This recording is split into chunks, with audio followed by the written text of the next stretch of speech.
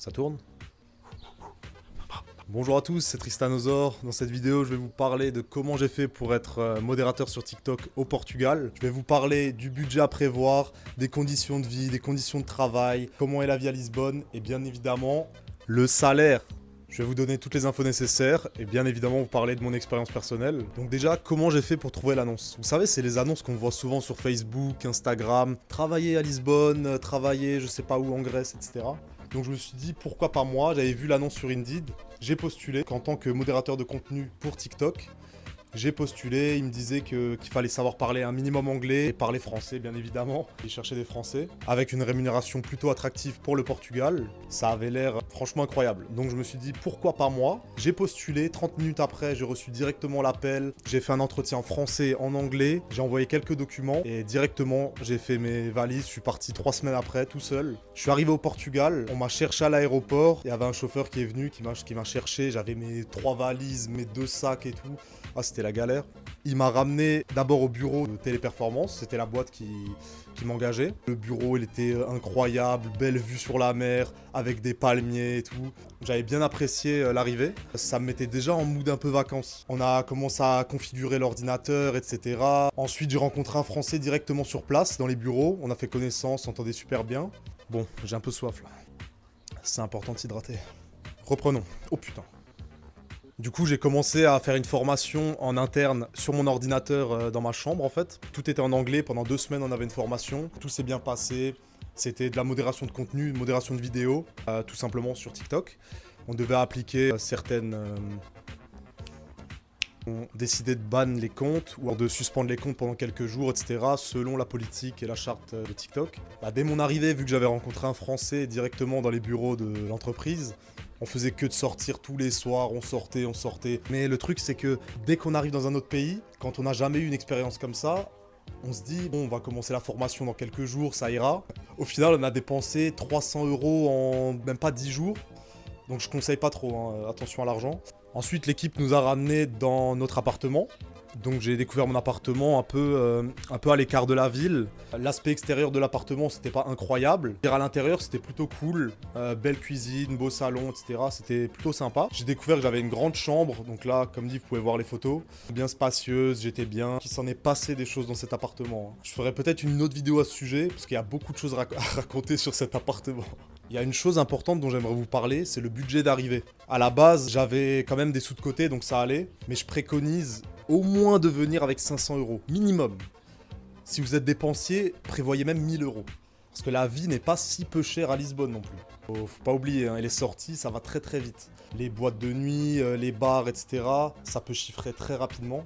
En termes d'horaire de travail, il y en avait qui faisaient des horaires de nuit. Moi, je faisais que des horaires de journée, donc du 9h-18h. Moi, j'aime bien ces horaires-là. 45 heures par semaine, donc 9 heures par jour. Mais on a beaucoup de pauses. Faut savoir que j'avais 1h45 de pause en décalé sur toute la journée. Donc c'était plutôt pas mal. Je pouvais sortir, faire un tour, marcher, courir.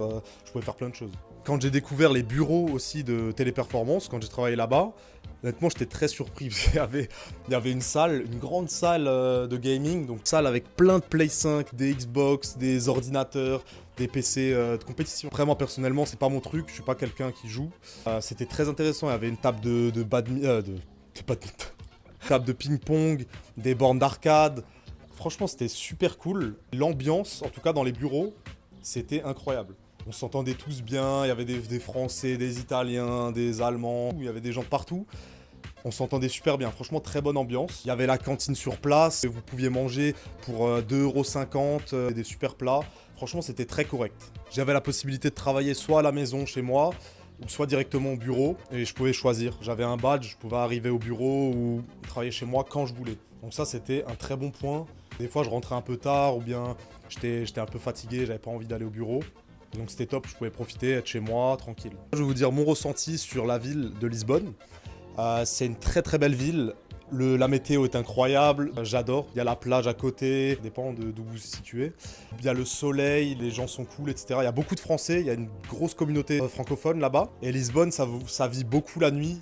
Donc pour tous les fêtards, etc., vous allez être conquis. Moi, je suis pas un mec qui sort trop la night, mais ouais, pas mal. En tout cas, super belle ville et il y a beaucoup de choses à faire. Pas mal d'activités à faire là-bas, il y a pas mal de monuments à visiter, de musées, etc.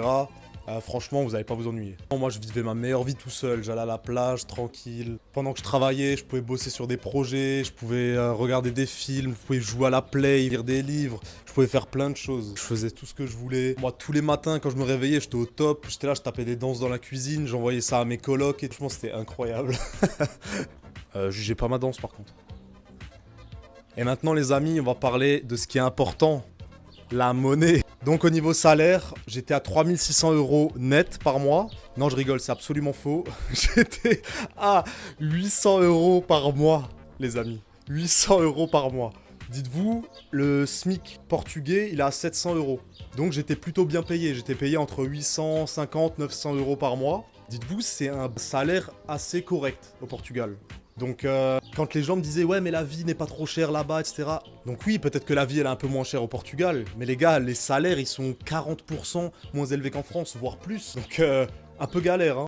Et je tiens à préciser que j'avais l'appartement, j'avais pas de charges, j'avais pas de loyer, pas d'électricité, pas d'eau, pas de gaz à payer. J'avais mes 800-900 € par mois et j'avais pas de charges. Donc c'était plutôt cool. Après, si vous êtes quelqu'un de sportif, tous les abonnements pour les sports de combat, donc MMA, Jiu-Jitsu, dites-vous que les abonnements sont très très chers. Ça pouvait aller jusqu'à 100 € par mois pour pratiquer du MMA.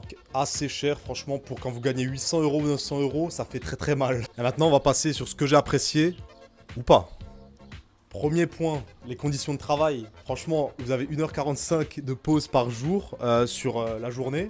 Plus, vous avez des bureaux incroyables, vous avez une bonne ambiance, des collègues avec qui vous pouvez bien parler. Franchement, c'est super cool. Et même quand je travaillais à la maison, honnêtement, je me sentais super bien. Quand j'avais mes pauses de 10-15 minutes, je pouvais sortir, je pouvais courir, etc. Donc franchement, je valide. Conditions de travail, j'apprécie. Deuxième point, l'accompagnement. Honnêtement, j'ai été chercher à l'aéroport au départ. Ils te fournissent l'appartement, t'as rien à faire, les papiers, même le papier pour travailler, etc. en tant que résident portugais. Ils vous font tout. Donc vous êtes tranquille, il n'y a pas besoin de stresser pour les papiers, etc. Ils s'occupent de tout. Et vous avez aussi la possibilité de consulter un psychologue gratuitement en ligne avec eux. Parce qu'il y a parfois des contenus un peu choquants que vous allez modérer. Moi j'ai vu quelques vidéos qu'on pourrait qualifier de choquantes, mais j'avais pas forcément besoin d'aller voir un psychologue, mais ça dépend de chacun. Troisième point, le logement. Honnêtement, vous n'avez même pas besoin de chercher un logement en arrivant, ils s'occupent de tout, pas de paperasse. Quatrième point, le cadre de vie. Il y a le soleil, la plage, c'est une ville qui bouge à fond, tout le temps des trucs à faire. Franchement, il fait super beau.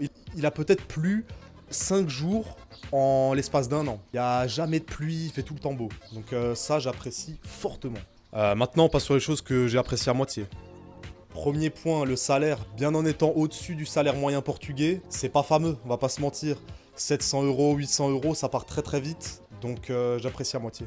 Deuxième point, c'était le service de maintenance. Il faut savoir qu'ils ont un service de maintenance pour prendre soin des appartements, justement, en cas de casse, etc., réparation. Il y avait souvent des casses, enfin, il y a eu des trucs de fous qui sont passés dans l'appartement. Il y a même les toilettes qui ont explosé et tout, et ils sont pas venus pendant des semaines. C'était une dinguerie, l'appartement. On dirait qu'il y a eu un tsunami dans l'appart, c'était terrible. Mais ça, j'en parlerai peut-être dans une autre vidéo, des petites expériences que j'ai eues dans l'appartement.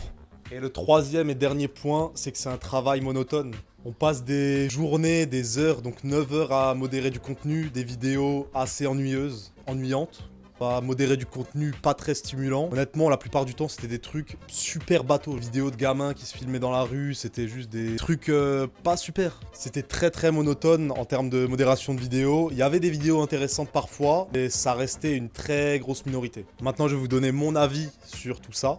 Pour ma part, c'était une expérience exceptionnelle. Je peux que vous recommander d'y aller. Si vous avez vraiment envie de partir et que vous kiffez le soleil, honnêtement, foncez. Cette année au Portugal m'a permis de me recentrer sur moi-même, de faire des rencontres fabuleuses. Honnêtement, expérience de fou. J'ai adoré. Après, je tiens à préciser que ça reste mon opinion basée sur mon expérience et que celle-ci, elle varie pour chaque individu. Il y aura des personnes qui vont vous dire qu'ils avaient un appart claqué, c'était pas ouf, etc. Pour ma part, moi, j'ai adoré. Donc voilà, c'est la fin de la vidéo. J'espère que vous avez kiffé. Dites-moi dans les commentaires quel sujet vous aimeriez que j'aborde dans les prochaines vidéos. N'hésitez pas à liker, vous abonner. La suite arrive très vite. Je vais aller faire un petit tour dans la piscine. Allez, ciao la bise.